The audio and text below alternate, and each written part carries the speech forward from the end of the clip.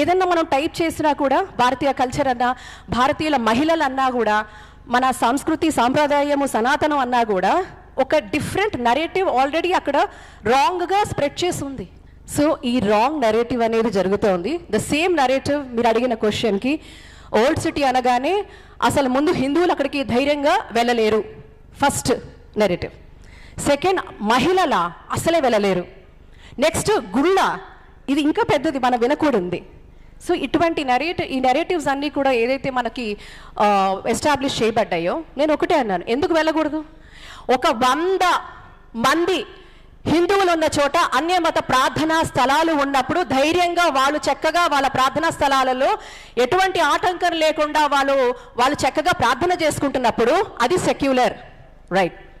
మరి 100 మంది అన్యమతస్థులున్న ప్రాంతంలో హిందూ దేవాలయాలు ఉంటే గంట ఎందుకు కొట్టకూడదు? అక్కడ పూజ ఎందుకు జరగకూడదు? ధూపదీప నైవేద్యాలు ఎందుకు జరగకూడదు? అక్కడ మన సుప్రభాతం ఎందుకు జరగకూడదు? హనుమాన్ చాలీసా ఎందుకు జరగకూడదు అని అడిగాను. అది కమ్యూనల్.